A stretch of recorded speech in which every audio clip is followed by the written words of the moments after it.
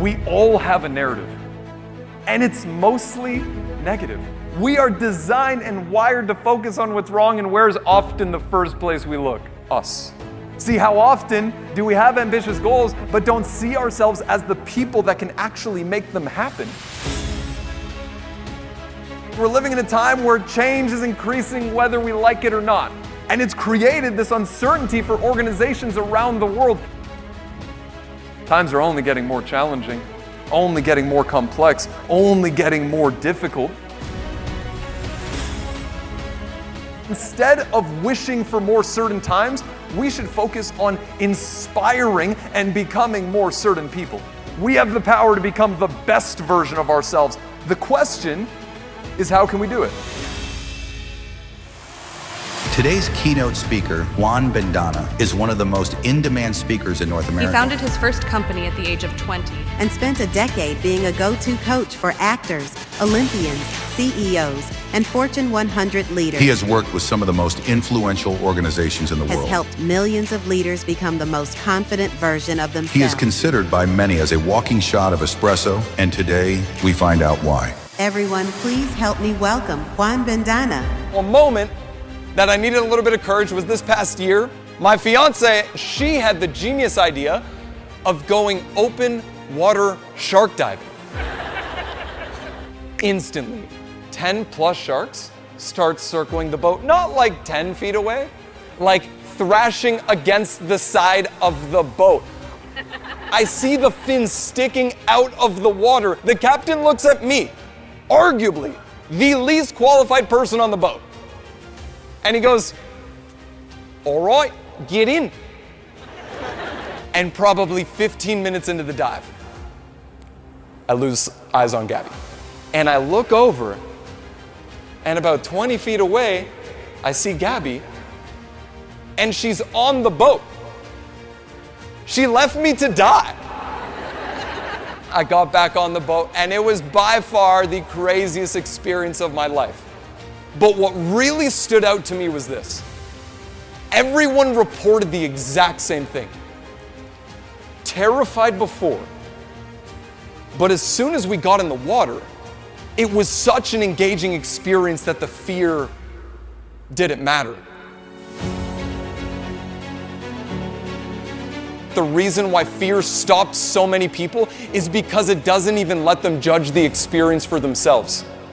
See, they have that dream, they have that goal, but they see it from a distance, it looks scary, they doubt themselves, and then they ultimately sit on the sidelines of their life. Courage is found in your willingness to put yourself into the moment of fear. Confidence is being bold enough to say, "I'm not ready.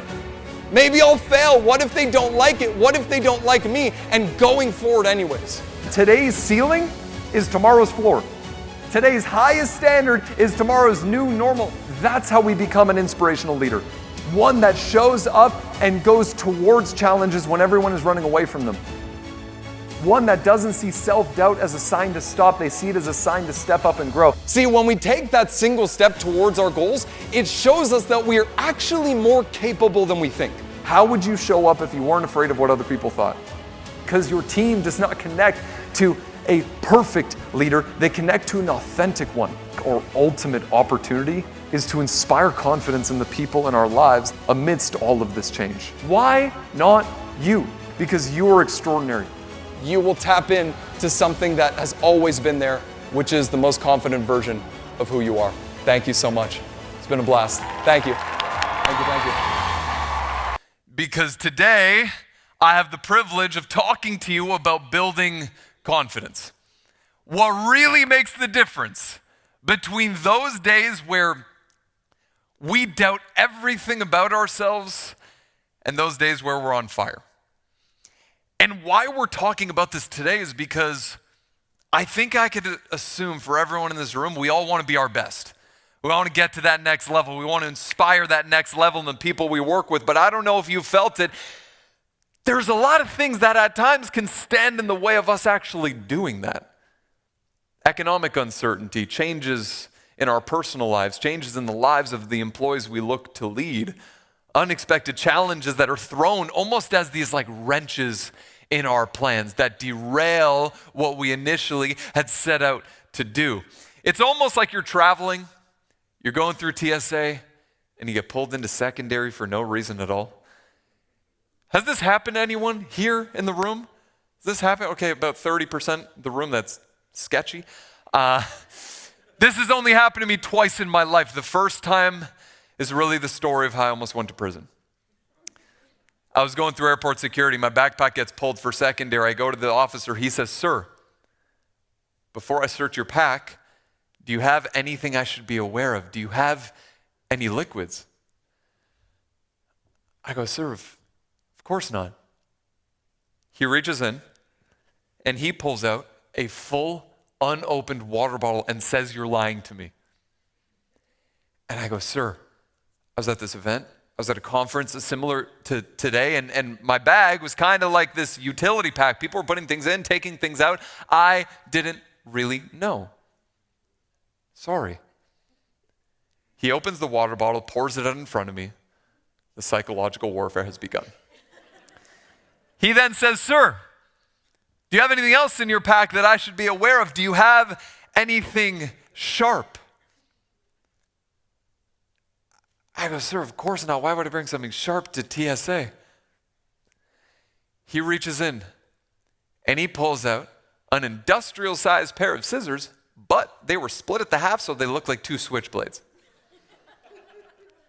And now he's visibly angry and I'm visibly nervous, and nerves oftentimes are interpreted as guilty.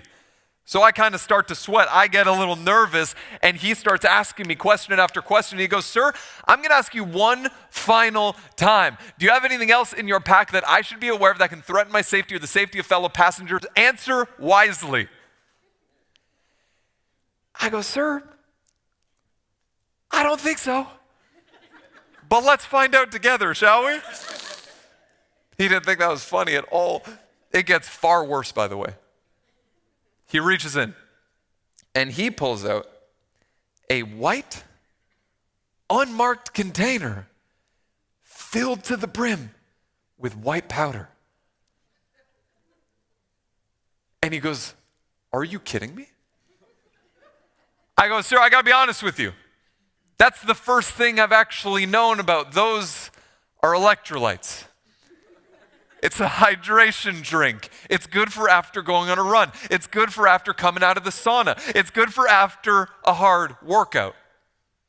He needed to confirm, so he grabs the bottle, swabs it, goes over to a machine about this height, puts the sample in the machine. All I hear, and my heart just hits the ground. I couldn't believe it. It felt like I felt this pit in my stomach. The table where he was doing the initial inspection, he's looking down at the machine, and all I hear him say under his breath, he goes, "Oh no." I lean over the table. I was like, "Is everything okay?" He looks up at me, I'll never forget. He goes, "Son, you've tested positive for explosives. I'm gonna need you to come with me." He takes me to the director of airport interrogation, a role I did not know existed. Didn't see that one on LinkedIn at all. Director starts grilling me question after question after question. And what I did and what we naturally do when we're in a situation like that is default to the worst case scenario, don't we? The worst possible outcome. And I start to doom spiral of like thinking, maybe I am guilty.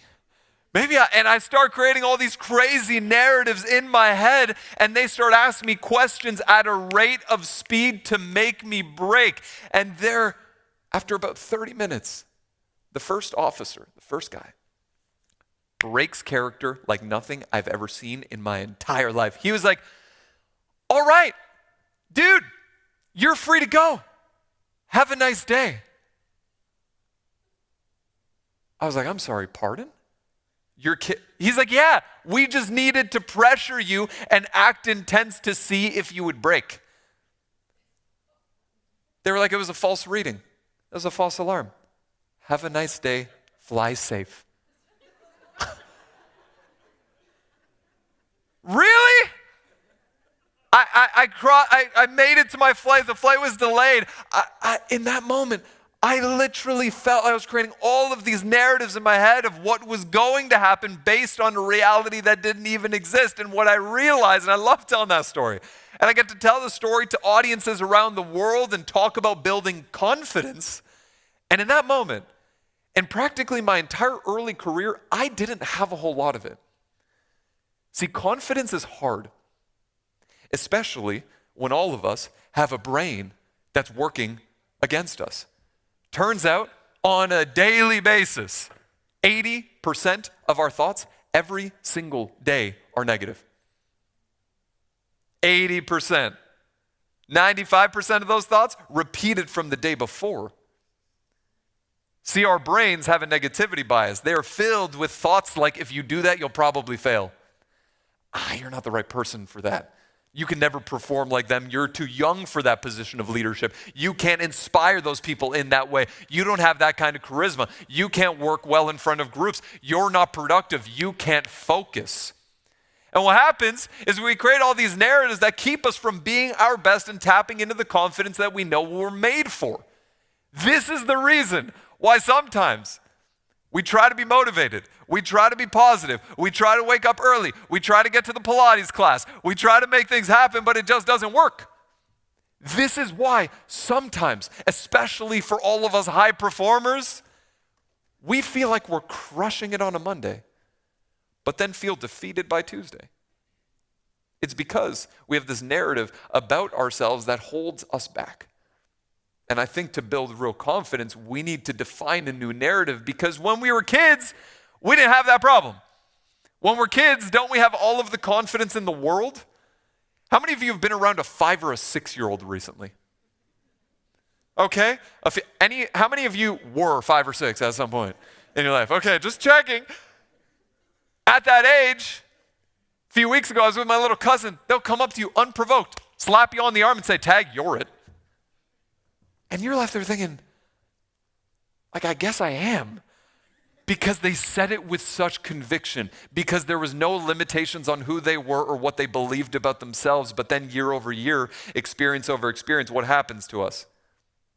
We learn to turn ourselves down, to lower our hands and be less of who we are, because of experiences that we have, and primarily because of people in our lives. And maybe you've had someone that's tested what you believe about yourself, or tested how you see yourself, or tested the level of confidence that you have. And for me, that person was Miss H.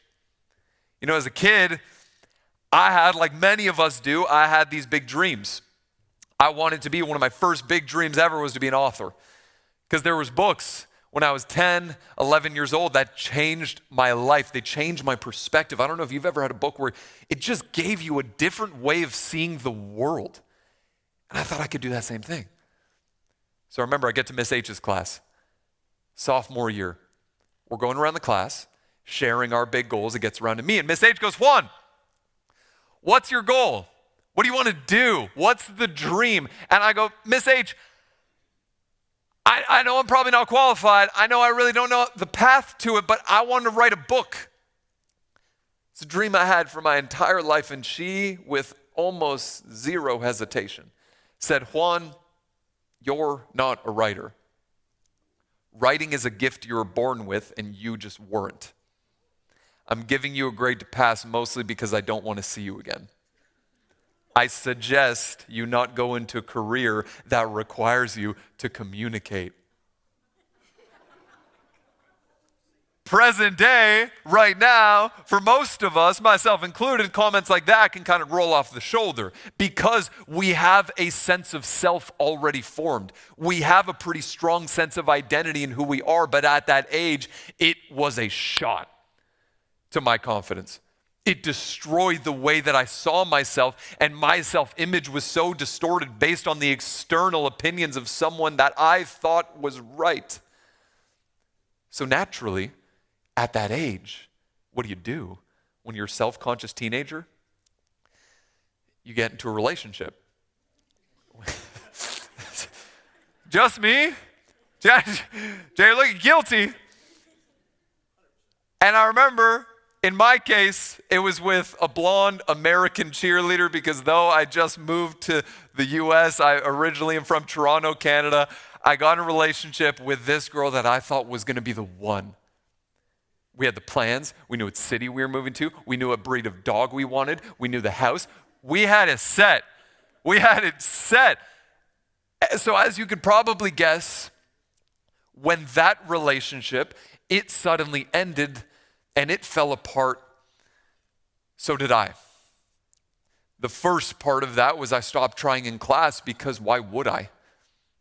What I found is that sometimes in an area of our lives, we stop trying at a certain point because it doesn't feel like the effort we're putting in is going to create the life that we want. So then, unbeknownst to us, we end up doing the bare minimum. I let myself go. I slid into a depression, and that depression, well, it needed an outlet. And that outlet was food. It had started with overeating. Things got progressively worse. I developed binge eating disorder and got to a place where I was 75 pounds overweight, obese, and food quickly became not enough. So then I turned to alcohol, and what started really as Fridays became Saturdays and ultimately Sundays and somehow Tuesdays. Ended with me being taken in an ambulance to the hospital for alcohol poisoning. And at that period of my life, at that season of my life, I actually wasn't trying to be extraordinary. I wasn't trying to be this most confident version of myself. I wasn't trying to be the best. I was just trying to figure out how to be my best. I was just trying to figure out what that actually meant. And along that journey, I realized that under it all, that's sort of what we're all after. To be our best, to be a little better than we were before. To be a little better than we were last year. And I realized, and I obsessed about answering the question of how do we get that confidence back when we are hit with an experience, a moment, a person that takes it away, or that tests it, or that shakes it. And I realize that so many of us have an image of how we see ourselves that isn't in alignment with where we want to go.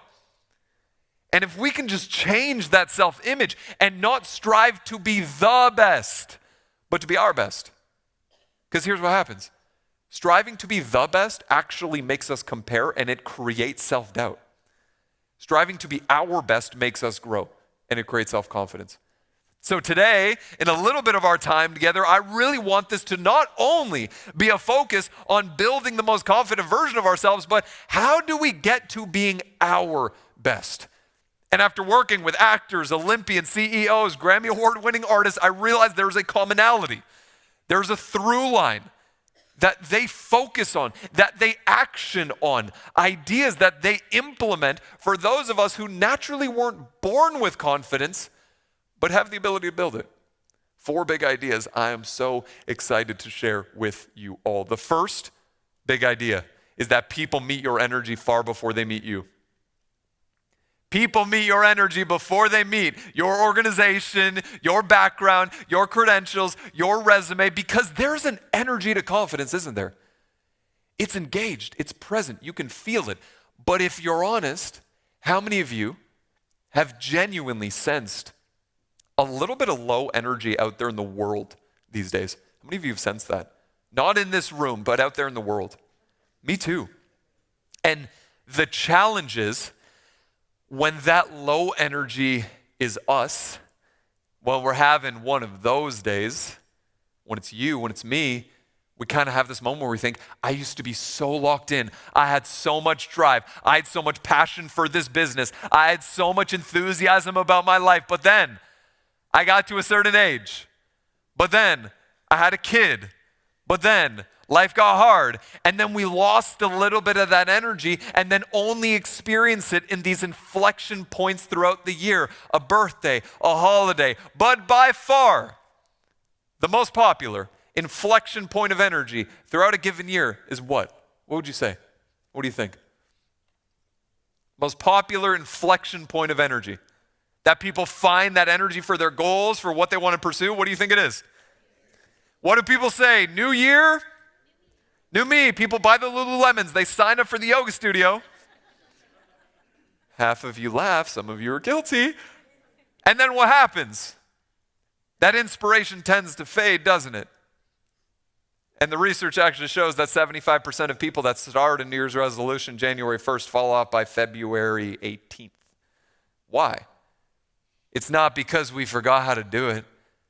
It isn't because we lost the strategy. It's because we lost the energy. See, energy is the spark to building towards the most confident version of ourselves that we know we have access to. But we make the energy that we have conditional on what's happening around us. And someone that's really a role model for me when it comes to energy is Brody. Brody is my puppy. He looks cute. He's a psychopath.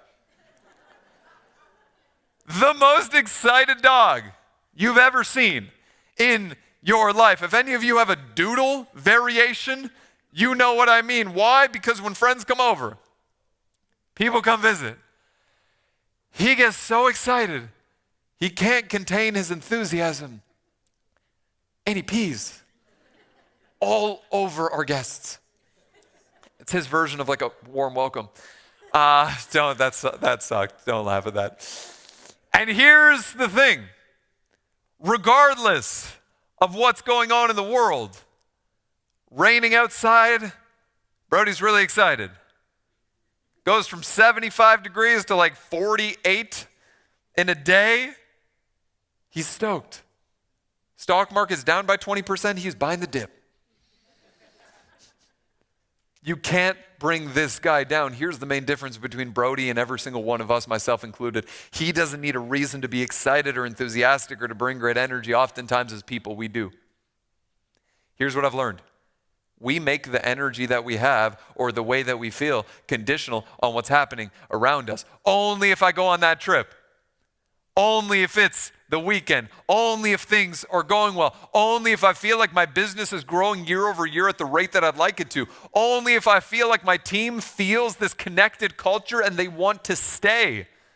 But what I found is so many great leaders wait for these moments of enthusiasm as opposed to creating those moments ourselves. And then we have these inflection points of energy throughout the year, and then everything in between is exhausted, disengaged. Can it already be Friday? We can't wait for the moments of energy. We need to create them ourselves. And what makes this harder is, have you noticed how we're living in a time where people even bond over being tired? Have you noticed this? People connect over being exhausted or over bad news because misery loves company. I'll be traveling. I do around 50, 60 events a year. That has me on quite a few airplanes. Naturally, a flight will be delayed by 20 minutes. And people think it is the end of the world. And they'll look at me because they want to connect. We connect over bad news. And they'll say, oh, can you believe this? They don't understand. I'm the wrong person to turn to. Because I will turn back to them and I'm like, oh, I know. We're about to get on an airplane. Around $150 million. When we get on that plane, a pilot that has trained for almost half a decade is going to take us up to 30,000 feet. Once we get up to cruising altitude, we get to take off our seatbelts and they're going to give us snacks. And they're like, you need melatonin. You terrify me. But we got two choices. We can either meet the moments in life with exhaustion or enthusiasm. We can either meet the moments in life, in business, with fatigue or fire. But what I find is so many extraordinary leaders fight for the reasons why they're tired so we get to keep them. We all have very good reasons to be exhausted, but those aren't reasons we should fight for. Everyone has incredible reasons to be tired. And then we connect over those things, so we turn ourselves down and wonder why we're not reaching people. And then we ask questions like, how are you? Which the answer most of the time is what? I'm fine. I'm fine. I thought that emoji was hilarious. Come on, like please. I'm fine. You know what my favorite answer is? Making it through the day. Making it through the day. We want to inspire enthusiasm in the people we lead, but we fail to ask the questions that will do that. Here's the simplest yet most powerful question you can ask someone on your team, in your life, in your family to ignite them with energy. What are you excited about? What are you looking forward to? And this isn't just my fluffy idea. This is rooted in the research. There is something called anticipation psychology, which is basically our brain's way of preparing us for what's to come. This is why you actually feel better in the weeks and months leading up to a vacation than on the actual trip itself. You feel better while you're packing than you do upon check-in and handed a mimosa. You feel better before. So if we want more energy, because that's the spark, it's the catalyst to confidence, we need to anchor to what we're looking forward to. So I call these excitement anchors, which literally means I'm going to anchor to something that in the future I'm looking forward to. That's actually going to bring that level of energy into the present moment, and then I can deploy that energy for the goals that I have.